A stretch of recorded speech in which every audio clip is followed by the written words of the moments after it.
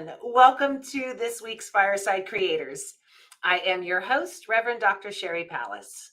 For this week's show, we are talking about U.S. government whistleblowers and all that entails.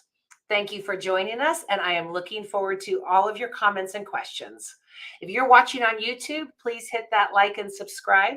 If you're on StreamYard, if you're on Facebook, please grant StreamYard access so we can see your name when you have a comment or a question. Please remember to keep all comments and questions related to the show topic and that this is a safe space. I just want to give a big shout out to our top sponsors, Ruth, Kirsten, Michelle, Ray, and Heidi. Thank you so very much. I really appreciate your support. And if you would like to support it, you can go to sherrypalace.com, and there you will find literally dozens of ways to support the show and me. It's like as little as $3 a month, or as much as you'd like. Thanks in advance, and thank you for welcoming us into your home and joining the conversation. I appreciate you all. We are getting close to the Wild Goose Festival. We will be doing a live show there, and it's July 13th through the 16th. Come and watch and be part of it. If you don't know what Wild Goose is, I did a show a couple weeks ago on it, or you can go to wildgoosefestival.org and get more information as well as your tickets. As a Fireside Peep, you will get $50 off of your weekend ticket. Just use code SHERRY. And because of the Wild Goose Festival and the 4th of July landing on a Tuesday this year, this will be our last show until the Goose. That show will be on a Saturday instead of a Tuesday, and that's July 15th at 4 p.m. Eastern time zone. So mark your calendars. We will be live and have a live audience. I mean, I know you guys are live, but like in person. So the next time you'll see me will be at the Goose, and I hope to see you there. Okay. Enough housekeeping. Let's meet our guest and get smarter. Joseph Carson is a professional engineer. Oh, let me get rid of that. And a GOAT, which is the greatest of all time of federal agency whistleblowers. He's been doing it over 30 years. In 1991, Joe disclosed specific dangers to public health and safety to the Department of Energy. His report revealed the DOE's practice of using paid consultants, therefore milking the system. The DOE retaliated by rejecting Joe's safety findings, which could have resulted in people dying, since the findings detailed serious workplace issues in DOE's Oak Ridge, Tennessee nuclear facilities. Welcome, Joe. Well, welcome, Sherry, and welcome to your audience. I'm privileged to be able to be here to share my thoughts and experiences.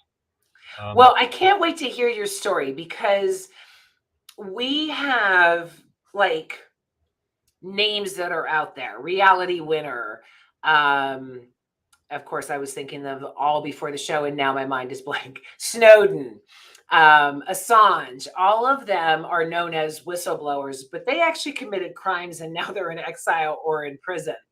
So you are one of the whistleblowers that is stand up, that has really taken on it legally and tried to go after things that put the public in risk. How did you get into this and why? Okay.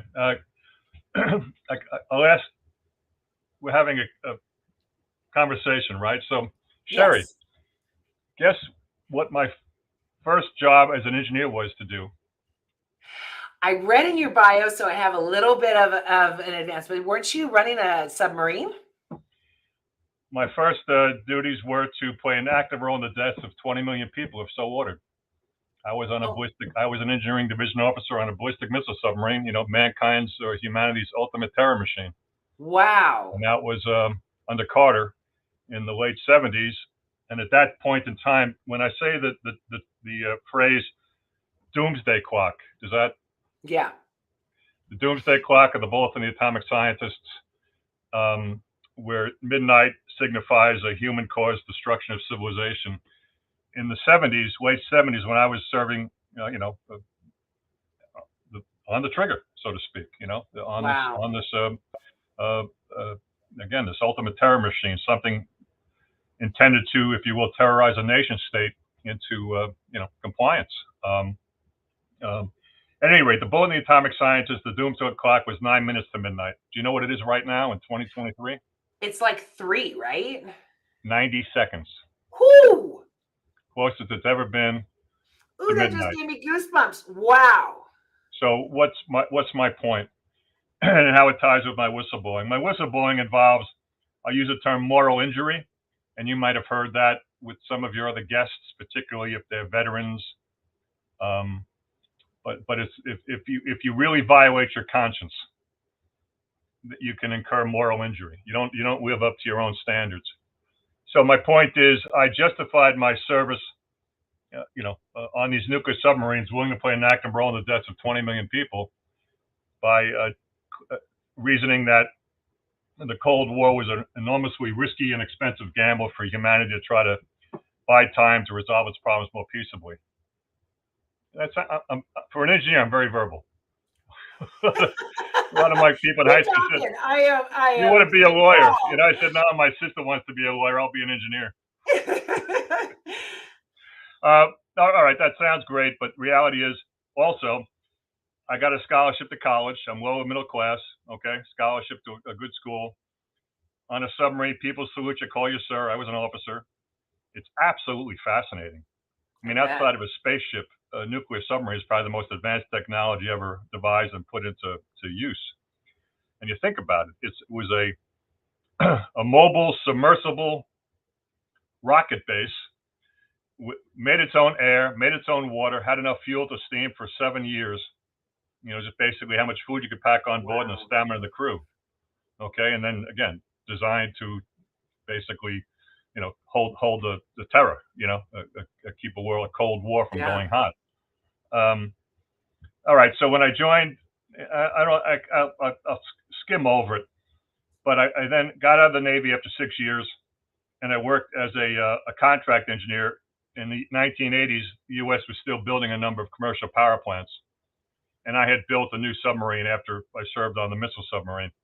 So I got employed in that, because when you're building a big engineering project, you need to have more engineers than you need to run it. So you have contract engineers come in, make a ton, get paid very highly, and then when the job is done, they move on like construction workers. So I was making at that time just big money for me, or I think even today, right? Yeah. Well, one thing I learned is I felt great for like 2 weeks, and I realized it just doesn't motivate me. Being a multimillionaire, all right, it'd be nice, but it doesn't really, I've been there. Yeah. Okay. Just so I learned. I saw your blog post upon people committing suicide because chasing the American dream more. Yeah. And I realized, lower middle class, scholarship to college. I never missed a meal growing up, but there was a lot of financial pressure. Okay, or at least perceived. And I'm making a very big income, and I realized, well, all right, it's okay, better than not. But you know what I mean? This is not the ultimate. You got to find something else to find meaning in your life, Joe. So I never really got, So one reason I became a whistleblower, I wasn't so enamored by I got it. You know what I mean? I'd be like a little bit like, but to go back to the whistleblowing. So I made a lot of money as a contract engineer for like 7 or 8 years in the 80s. The end of the 80s, I'd married, we'd started a family, and the construction of commercial nuclear power plants had wound down. So I joined the Department of Energy in Oak Ridge, figuring I would do this for a couple of years and then jump back into the private sector and then do something else. But when I joined the Department of Energy, and the Department of Energy, it's a mystery agency to most Americans, but it made the America's nuclear arsenal in the Cold War. Wow. Okay, and it's still the custodian of America's nuclear arsenal. Is that normal? Arsenal. I mean, for the DOE is, if you search DOE, it's Department of Education, Department of Energy, but those are two different things. Yeah, I know. Okay. But so the Department of Energy, I would think, would handle our infrastructure. They're the ones that are building the nukes. No. I mean, energy, particularly in today's world, has a lot of different meanings and uses and applications. So the Department of Energy is involved in funding the research for new kinds of reactors, prototypes, but not in the operation of Okay. commercial nuclear reactors. That would be Okay, the that Nuclear makes sense. Regulatory Okay. Commission. But the Department of Energy, it also runs the biggest environmental cleanup program in history. Cleaning up what? The factories it used in the Cold War to make the nuclear weapons. Oh, wow. Because making nuclear weapons, it's radioactive, also a lot of toxic chemicals. Okay. Okay. And then it's also the single biggest funder of science in America as Hmm. an agency. Biggest single agency that funds physics, other basic science. My first year in the Department of Energy, I'm walking around Oak Ridge National Lab and I see a sign saying Human Genome Project. Well, what does the Department of Energy care about the Human Genome Project, right? Yeah. Well, it funded half of it with the rationale being radiation damages DNA. So it had that kind of an interest in genetics because of radiation. When it Okay. harms a person, it's into the frequently into the DNA of the cell, which causes the mutations, which causes the cancer. Yeah. But it also is constructed, it designed and created and stores America's nuclear stockpile. And then the weapons could be deployed to the Department of Defense, but when they're not deployed, they're with DOE, Department of Energy. Oh, And wow. also, and we have about 15 different types of nuclear warheads, and they were all designed and tested by the Department of Energy at the weapons labs. And today has been all over the news that even since 9/11, our agencies still don't talk to each other correctly and adequately. So to have nuclear weapons going between agencies kind of is scary to me. Well, but it's also the Department of Energy is the lead federal agency for securing nuclear weapons materials around the world.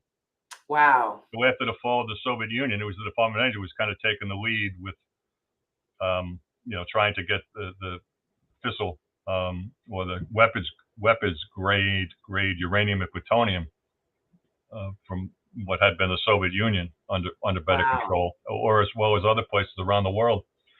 So I'm trying to think of the name of the woman that got crosshairs with Cheney about her husband wrote What I Saw in Chad, and he revealed the woman's name. It'll come to me. She was a CIA agent. Oh, yeah. Valerie Plame. There you right? go. Yes, Valerie Plame. Well, she was CIA, but she was working with DOE to help secure nuclear weapons materials, and she was undercover.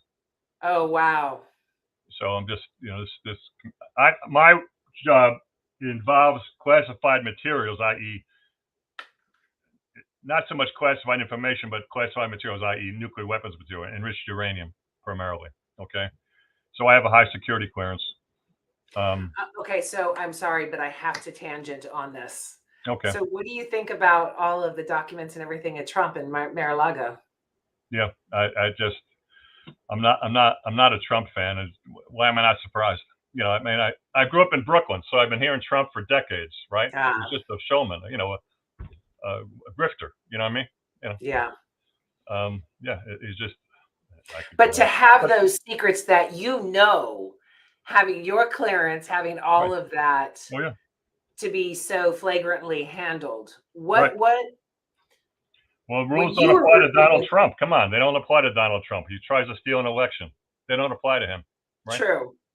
But when you were working with these secrets, what type of respect did you have for them? I mean, you eventually became a whistleblower, so there had to be a level of respect there for all of our highest secrets. Yeah, well, my whistleblowing never involved classified information. It involved workplace health and safety.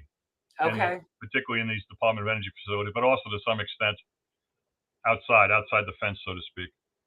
And public, when I say public, that includes to me employees, in a facility. All right, so to try to get this, so Department of Energy, because of the nuclear weapons mission, it was basically its own little country within the U.S. for 40 years. Wow. No other federal agency had oversight of it. Wow. When the Occupational Safety Health Administration Act, OSHA, was passed in the early 70s under Nixon, the agencies had the prerogative to waive OSHA jurisdiction. Oh, wow. Only one agency did. Guess which? Because of nuclear weapons. Wow. So the Department of Energy was essentially self-regulating for both worker safety and nuclear safety. And it basically, what's the third largest item on the debit in the U.S. government? Yeah, after Third? Social Security, Medicare, Yeah, defense. cleaning up Department of Energy sites environmentally. Oh, wow. We're talking hundreds of billions. And the number, so Wow. every year we're putting 15, 20 billion into cleaning it up. And at the end of that year, the price tag to clean up the remaining sites has gone up because they find more things wrong. Well, and I mean, the United States was actually built on levels of oversight with the House and the Congress and Yeah. the way everything's built. So this one agency was like, no, we're bigger than everybody. We can oversight ourselves. It would play, having nuclear weapons is an issue of supreme national importance. Don't ask questions, Wow. basically. And then, but at the same time, printing money. I mean, the contract, you see, DOE is different in several ways. So you're in World War II trying to beat the Nazis to make an atomic weapon. Okay. Yeah. All right. Okay. So the government's going to have to build all these huge, huge facilities to enrich uranium, enrich plutonium, do all the research. Okay. Well, who's going to operate them? It's going to be government owned, but who's going to operate them? Do you want to hire a bunch of government employees, or do you want to hire industry to operate them? They have the experience, right? Yeah. So the call is, well, we'll contract industries to run government facilities. So the acronym is called GOCO, Government Owned Contractor Operated. Okay. And no other federal agency is within a mile of DOE with this concept of government owned contractor operated. All right. Oh, wow. So even though in the Cold War, or particularly after in the initial during World War II and right after the end of World War II, a lot of the DOE's work, or at that time was the Manhattan Project, then the Atomic Energy Commission. They were being done in private facilities, but then that got moved to these government-owned facilities, in part because of the risk. But then the contractors were making money hand over fist. So why do we have 60,000 nuclear weapons in 1962? It's a ton of money to the contractors, Wow. to the big corporations running these things. And then they basically the government indemnified them for these now hundreds of billions of dollars in environmental cleanup costs. And more relevant to my whistleblowing, at this point in time, over 135,000 people who worked in these facilities in the Cold War have received over $20 billion in compensation for being put in harm's way in these facilities without their knowledge, without adequate protection. They thought they were being patriots, doing their thing, American security. In a sense, it's kind of like coal miners or asbestos workers. People knew, but the workers were, expendable. And then when I said at the beginning, this legal ethics owns engineering ethics. Why do we have 135,000 sick workers or disabled or prematurely deceased? Because the lawyers for DOE did everything they could, just like the lawyers for the Catholic Church did everything they could to prevent any revelation about any of these safety issues. Oh, wow. And they do that in the name of legal ethics. They're protecting their client. The client is DOE. And I know this because I've been dancing with these lawyers now for 30 years. Okay? Yeah, and they're doing their job for their client, but the population, I'm the client. I'm a DOE employee trying to do my job too, and I'm a licensed professional engineer, and as such, I'm a mandated reporter when necessary. Look at my rules of professional conduct. I'm just being a PE, which is one reason I'm still employed. You have to say, well, he might be a pain in the butt, but he's being I may be a prisoner of conscience, but I could point to something objective. Okay, that this is my duty. Well, the lawyers, it goes back to early on. I mean, for all the negatives I can say about DOE, Sherry, I can't say they didn't warn me. I grew up in Brooklyn. Okay, you can tell I'm not from Newport, Tennessee, right? My accent. So early on, we go to a cafeteria and like, Joe, you're such a good guy, ex-Navy nuke, you did this, you did that, you're a PE. Don't fuck with us, right? Wow. Hey, Joe, you got a young family, you got a nice house, you want a nice wife. Here are the rules of employment. If the DOE lawyers, let me get this straight. There were 3 rules they gave me in the Department of Energy to the lawyers. If it's legal, it's ethical. If DOE lawyers get away with it, it's legal. And Carson, the only right you have as a concerned employee is the right to seek employment elsewhere. Okay, so I mean, I can't say I wasn't warned. Wow. Right? I was warned. And those are still the rules on this DOE. And these are the rules in every other federal agency. And that's one reason I'm here 30 years later. I wasn't willing to kill 20 million people, to be shut down. And when the stakes is DOE, it's not the deep fat fryer at the Burger King. Exactly. Okay, So these are very high stakes. So whoever's listening, I'm blowing the whistle, I'm sounding the alarm. I've been doing it for 30 years. Hey, I've been to the Supreme Court now 4 times. 4 times. Wow. And no one is saying I'm wrong in my whistleblower disclosures, but the lawyers, similar to what the lawyers do for the Catholic Church, do everything they can to prevent any resolution of my concerns because they might find their client in the wrong. Of course. The hell, what about public health, safety, welfare? I'm a hired gun. DOE is my client. My client is never wrong. And you know what? By legal ethics, I can't take by the black and white letter of the word of legal ethics. I can't say no, that's wrong. I can't. I don't say you have to do it, but I can't say you can't do it if I'm making the distinction. So that's why it's legal ethics that is the boogeyman in this whole thing. So when I'm saying we had a workplace health and safety disaster in this Department of Energy, 135,000 workers have now gotten 20 billion. I think that's a disaster. It's a legal ethics disaster too. We had all these. Yeah. If they're defending an organization, regardless if it's government or private, if they're defending something that puts so many people in jeopardy, right. Well, I get that they're lawyers, but humanity should supersede everything else. Well, I want to make if the client is a breathing person, okay, do your utmost. But when your client is a $30 billion government agency, that's like comparing a musket to not even a machine gun, like a whole bank of machine guns. Yeah. You should treat them both the same. They're both your clients, so legal ethics treats both the same. You get my point? The damage that rogue corporation, that rogue government agency can do is so far beyond what a rogue person can do. But legal ethics defends them both the same. I'm a hired gun. My client can do no wrong. Wow. So what was it keeping you up at night? What was the final straw that said, I've got to become a whistleblower on this? Well, I go back to, I've had and I'm having a nice life. I wanted to, I shared this with you yesterday, how I got my gold medal. There it is. Yes.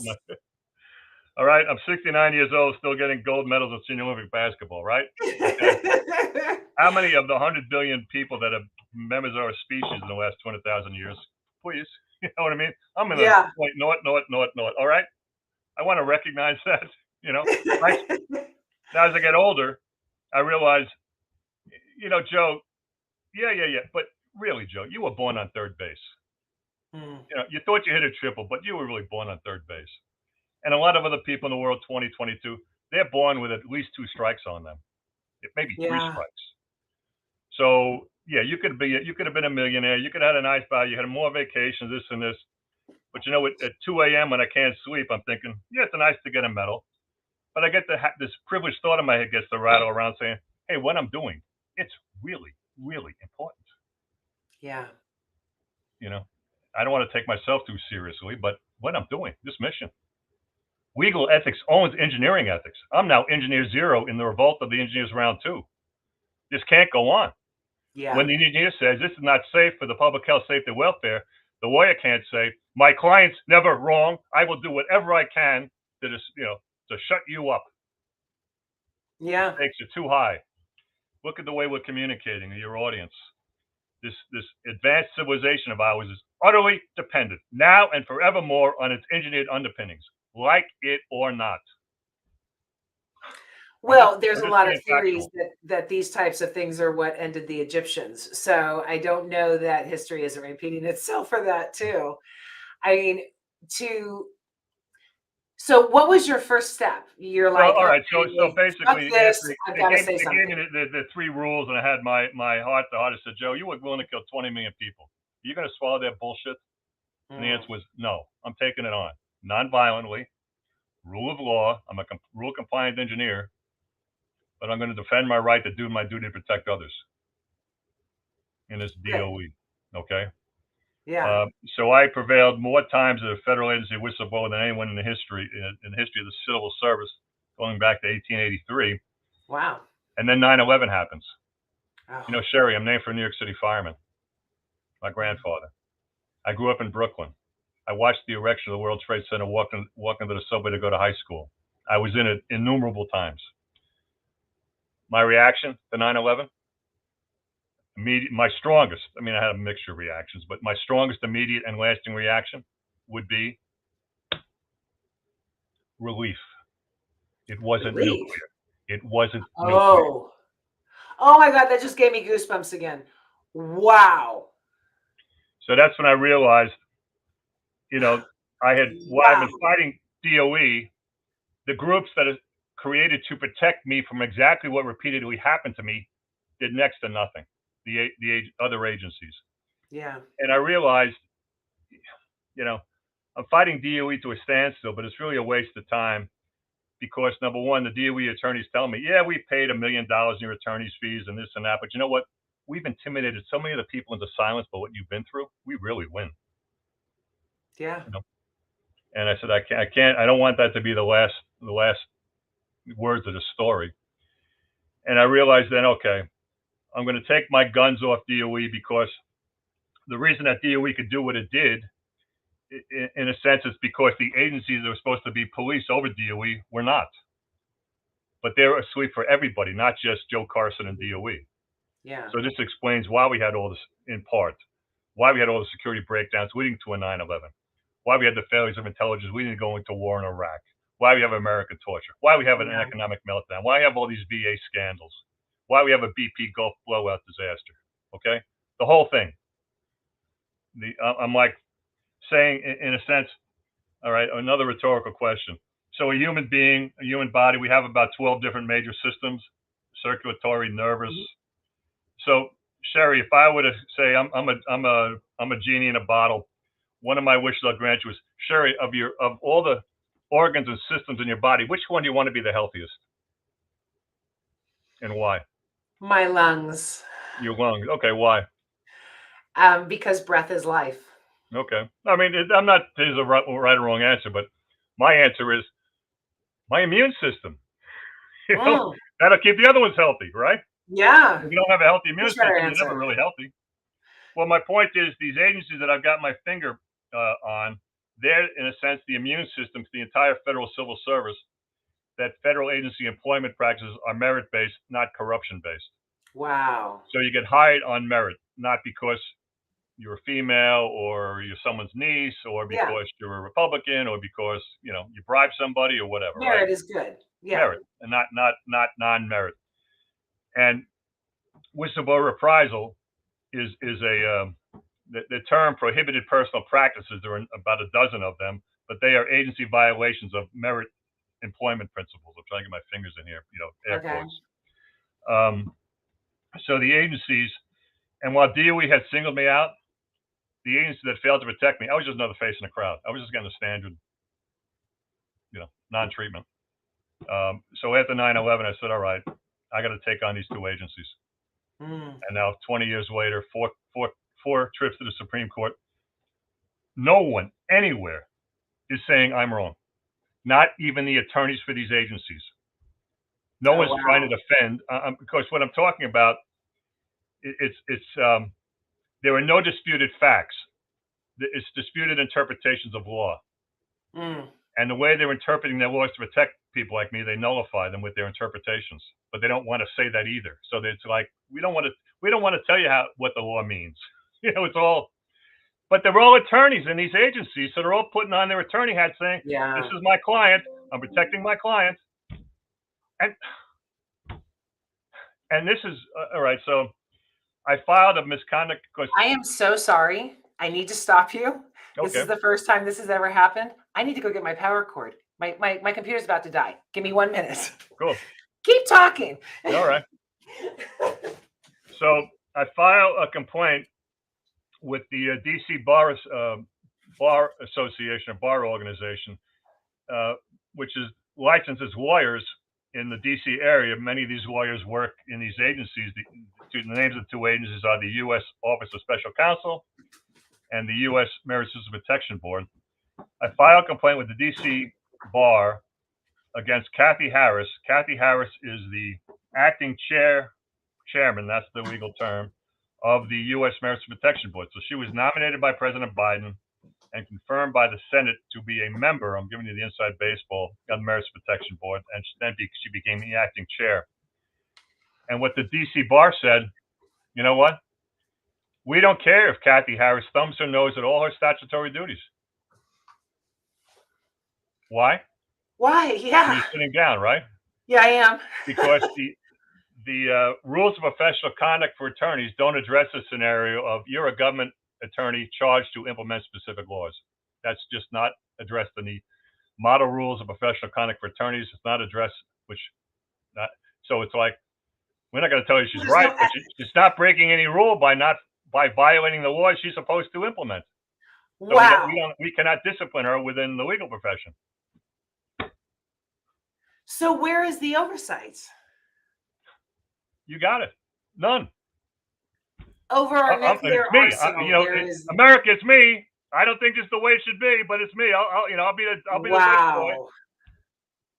I'll be the guy crying in the night. So what happened when you got to the Supreme Court? Well, it's always been, Supreme Court, they get 10,000, they call petitions for certiorari a year, of which they deny 98%. What is that petition for? Say it again. When you go to the Supreme Court, it's called a petition for certiorari. It's like a Latin term. Okay. They deny 98% of them. Oh, wow. So my fourth case, they were docketed, but they were all denied. So I never got any traction. But yeah, you can Google my name at the Supreme Court website. You'll see 4 cases. Yeah, there was a ton. In fact, you were right next to Assange on the Google search as well as Snowden. So yeah. Well, but my whistleblowing, because it did not involve classified information, which is a different system. So I got to even though I have a security clearance, my whistleblowing was not about classified information. So that you did it by the law. They didn't. Right. And I was blowing whistles about safety issues, which were vindicated. There were real safety issues in DOE that I put my finger on that other people were trying to cover up. Have they been fixed? It's much better now than it was 30 years ago when I joined the Department of Energy. When I joined the Department of Energy, inside the fence, because the fence classified, worker safety was much less than on the outside. Now it's flipped. I think worker safety on the inside is much better comparably than on the outside. I'd like to think, I don't want to overstate my role. I'd like to think I played a role, but that we had a health and safety disaster. 135,000 people, $20 billion, right? So it wasn't, we're doing a lot better now. Well, money talks. They didn't want to spend that money anymore. DOE pays a lot of money for safety. Yeah. So, and I want to be fair and balanced. It does. It's what reason I'm still employed. I have a job that you wouldn't see necessarily on the outside. The oversight and the message is there. Safety, and it's not. And I see it now in the work in the field. Yeah. But so in that sense, DOE is a model. But there's still, you come from a church background. The wars of religion were, if the king is of this faith, all the subjects must be of that faith. Okay. Yeah. Well, an analogous thing, it touches on professionals, whether it be doctors, lawyers, engineers, CPAs. You're working for a corporation or an employer.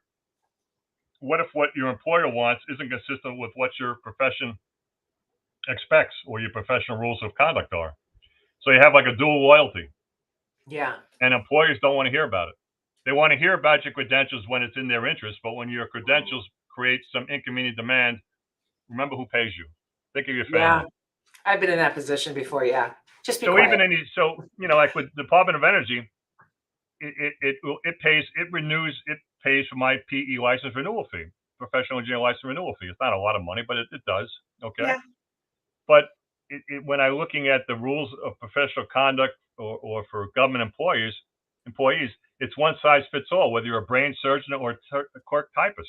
They don't even allow for it. Some of our employees are also licensed members of professions. They have duties to those professions. We're going to try to synergize, Mm. particularly if it's about public health, safety, welfare, Yeah. which is what engineering ethics is focused on. You would think this should be like, peas in a pod. Well, Yeah. I'm thinking like the Gump, You would think. you would think, right? But they're so jealous of their prerogatives as employers, they don't even want to recognize that you have a professional duty to some other entity. Yeah. So this across the board. I'm not limiting this to DOE. This is No, and in my why not? past life, Legal. The lawyers don't want to deal with it. yeah. In my You know? past life, I worked with some of the government contractors like General Dynamics and stuff like that. I've never heard any of these stories, of course, but I understand how the contractors work inside the government and how they're viewed. And it's just, I mean, they're elevated, but they're also completely replaceable, which I thought was really interesting. It was like, oh my God, these contractors are the best, but here goes Joe, here comes Bob. It was just completely like just turn and burn Yeah. with all of the contractors that were there. Yeah. It's a world unto itself. Yeah. Yep. Okay, And so different after, agencies will have different scenarios. So I don't want to be yeah, too fan with too so broad a after brush. 30 years of being the goat of Yeah. whistleblowing, Well, it took me what 30 years to would become the coach. what advice would you give to someone out there who's listening, who's on the edge and who's Yeah. afraid of being a whistleblower, afraid to bring these things out to light? Well, I'll go back to moral injury again. I became a whistleblower in part because of the moral injury I would have incurred had I not. Mm. Okay. I couldn't live with myself had I not. And my frank advice in 2023 is, can you live with yourself looking the other way? If you Mm. can, I can't advise it. If you can't live with yourself, yeah, you got to do what you got to do then. Count the cost. And what is the right path? Is it just working up the chain? Is it hitting your superior or their superior or going straight to the boss? Well, there's a lot more literature on it now. If someone's a potential whistleblower, they could Google it. There's a lot more resources to potential whistleblowers now than there were 30 years ago, based upon the experience of people like me. Um, it would depend. In some instances, that whistleblower could, if it's on the private side, not for the government or a government contractor, possibly, there's a possibility they could get a significant amount of money, in compensation Oh, for well, their, that for their talks. kind of like a bounty. All right, if that's what it takes. Um, It's an incentive, at um, least.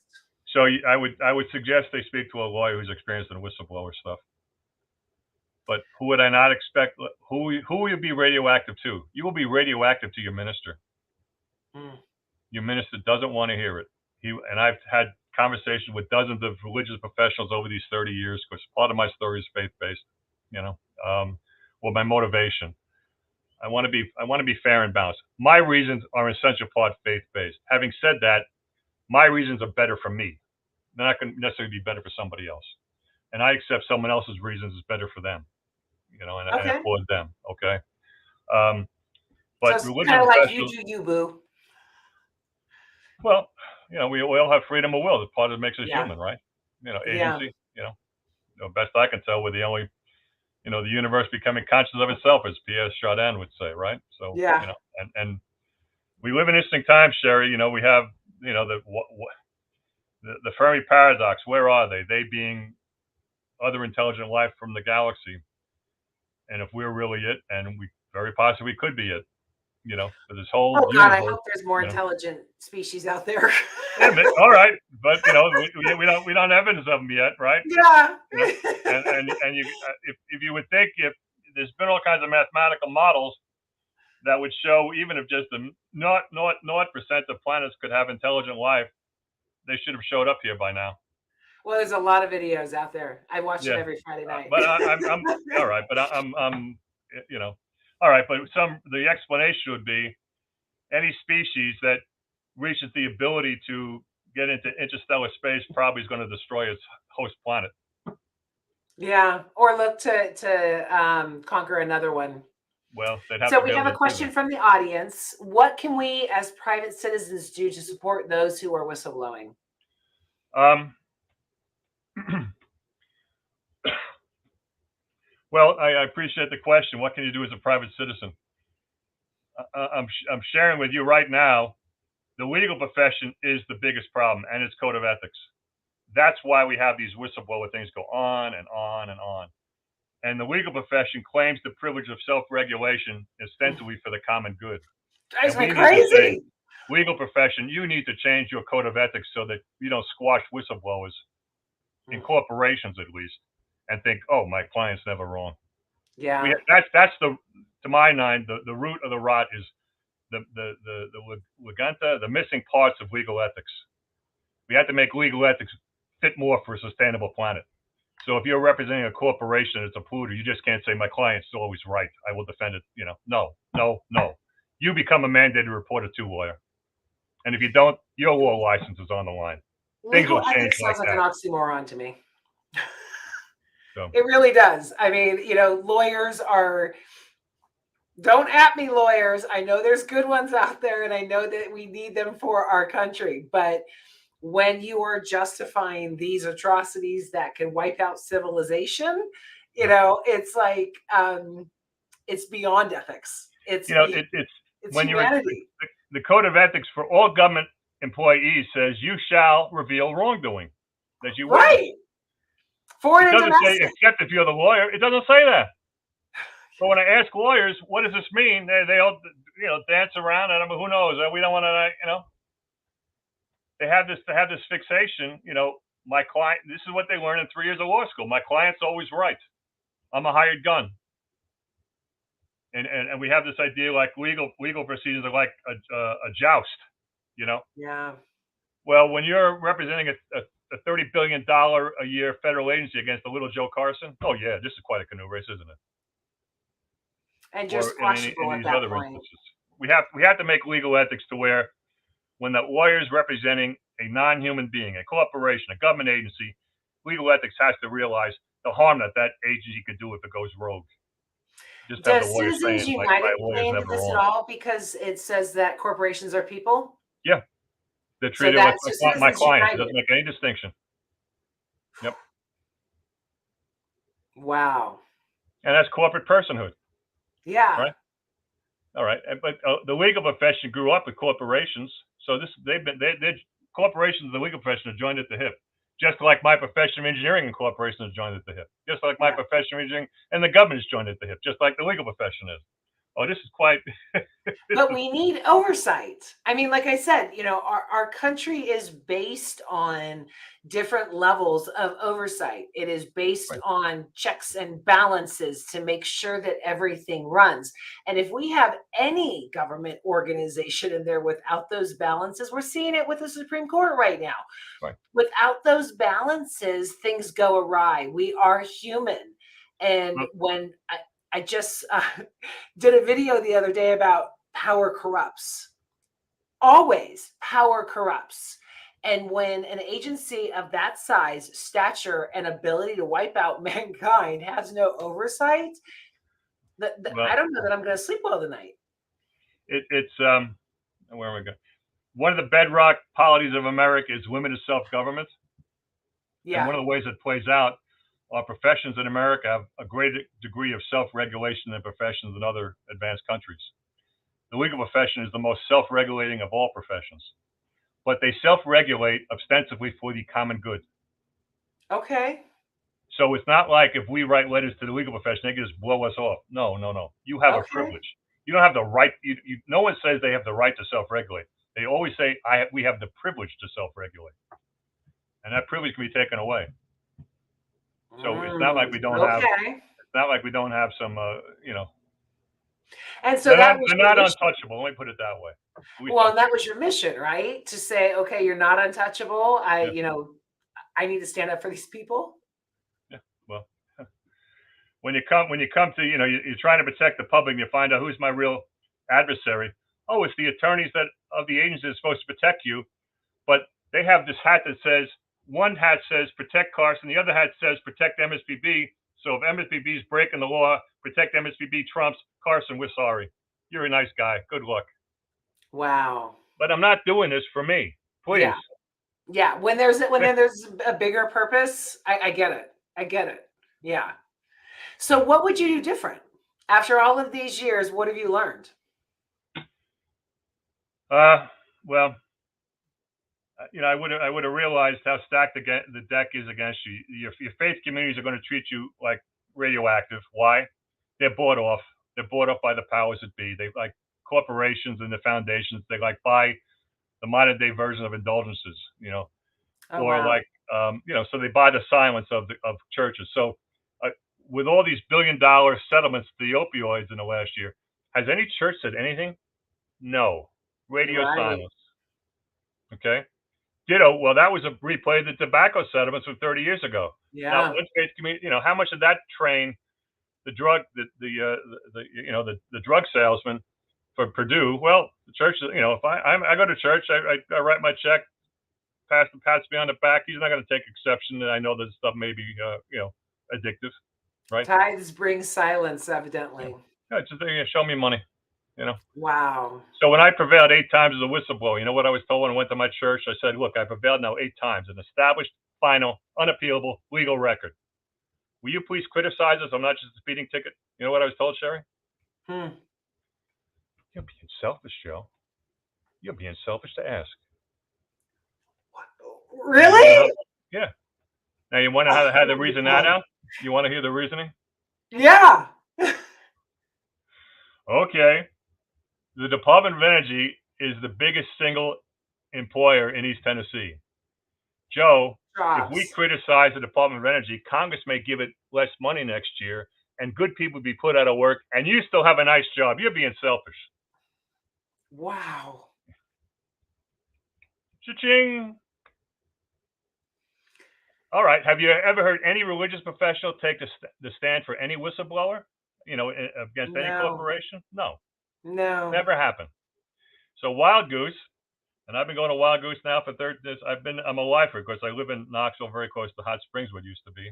I can't wait to meet you in 2 weeks. All right. Well, I'm trying to get Wild Goose to put into its social justice statement something about whistleblowing. And I'm thinking, Wild Goose, you've been here for 12 years. You can't say anything was born here. You may be catalyzing other things, but you can't. There's nothing you can say ownership of. Yeah. Here's a chance. And don't tell me it's not important.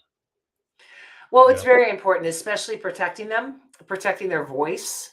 It's, in fact, I want to get back to the question because I don't know. I think we kind of went on a tangent. What can all right, support those who are whistleblowing?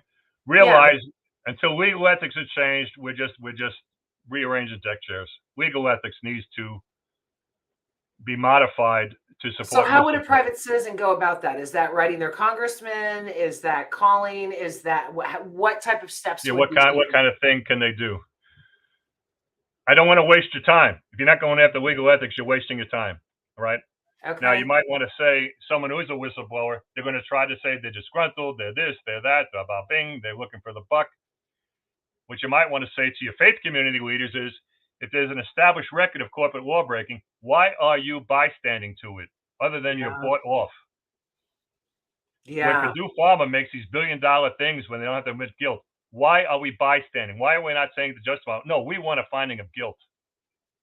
Why are we not looking at our theology and praxis that all these drug reps, pharmacists, scientists were able to look the other way and weren't coming to you, the religious professional, saying, hey, I got some real issues here. You're going to do anything that other than treat me as radioactive because getting involved might not be in your economic self-interest? So wow. So I hope as a private citizen, I'm assuming you're a member of a faith community, or you might belong to a civic organization or some other place like a League of Women Voters. I've been to them any number of times, and they say, well, we don't want to touch it yet. Well, that's because enough members of the league don't say get involved. So we have, if I would look as a private citizen, what levers do you have as a private citizen? Yeah, you can write to your congressman, but where else? What other spheres of influence do you have that's relevant to the common good that you could say, hey, whistleblowers, they're the immune system of these societal institutions. Yeah. We need Totally. trustworthy societal institutions with 8 billion people on a fragile planet, like it or not. So therefore, we need to have viable whistleblower disclosure and whistleblower protection functions, or America become even a lower trust society. And how can we have a flourishing world with a low trust society? I don't Yeah. see it.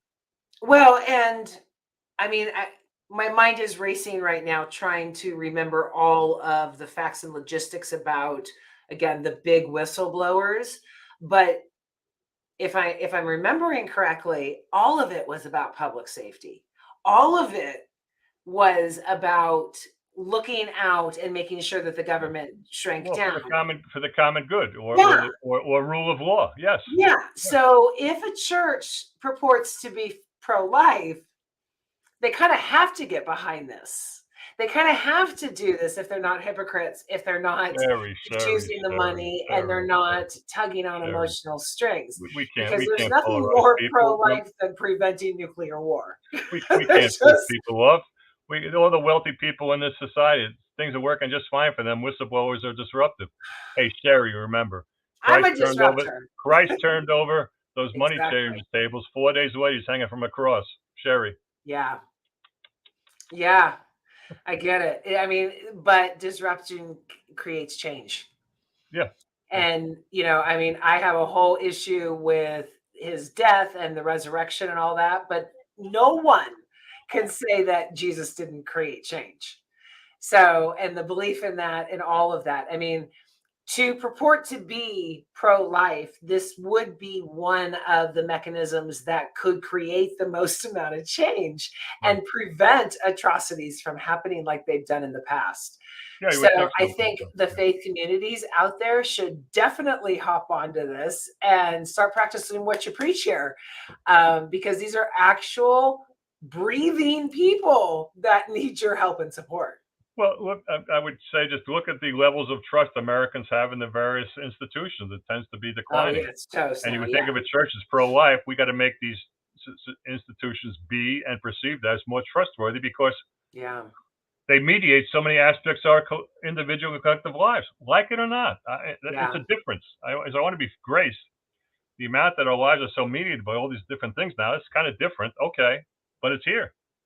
And yeah. if church is going to be truthful and relevant, we got to address it, not just, well, we got so many members of the church writing so much of the budget are one percenters, so we really can't rock boats because the system's working just fine for them. And Joe, come on, you have Well, a and nice that's why life. I'm labeled a heretic. I'm creating too much problem. And I love it. And other than this, I have a very boring life. Well, there I'm you married go. for 38 years. I have 3 healthy kids. I'm playing basketball. I'm like your rule compliant engineer. Boring. I tell to my wife, boring is so good. Except this. Yeah, but I really, really appreciate that you have called this as your mission, to put it out there, if not just giving knowledge, even if you weren't able to stop it, putting the information out there, getting the knowledge out there, and raising hell within the government. I applaud you. I Well, applaud you for your courage, because it really does take courage. the two great commandments: love God, love your neighbor. Love God with whole heart, soul, mind. Love your neighbors yourself. A whistleblower, you don't have that choice. You bystand, you're loving yourself more than your neighbor. You do other than bystanding, you're loving your neighbor more than yourself. Okay. So whistleblowers display a supererogatory love of neighbor. They are Mm, putting the common good ahead of their own good. All right. And could that possibly be the ultimate gamble that God made in making humanity in their image? Well, enough yeah. of these people care enough about whether this thing can, you know, love their neighbor enough to stick their necks out, be voluntary, votive candles. It really is voluntary human self-sacrifice. Really. Wow. I love Um, that. I love well, that. all right. So, like Wild Goose, I've read everyone's bio. I hear joy. I hear peace. I don't hear sacrifice, suffering, evil, sin. You know what I mean? This is not. Yeah. This is like chalk fingers on a chalkboard, right? Yeah. But look at our world. Read the paper. Come on. We can talk about what a cold-blooded mass murder Putin is. We Westerners created Putin Yeah. because he and his oligarchs looted all the Russian natural resources and wanted it through Western banks to buy Western property, which is why real estate in part is so high. So you get my point? Yeah.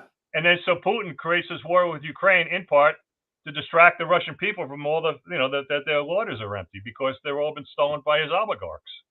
Well, and now we have Americans rooting for Putin. So, I mean, it's like, that was one of the reasons why I jumped on this show, was because there is so much disinformation. There is so much covering of your asses out there to try and quell the population, to say, just don't do anything while we're destroying the world over here.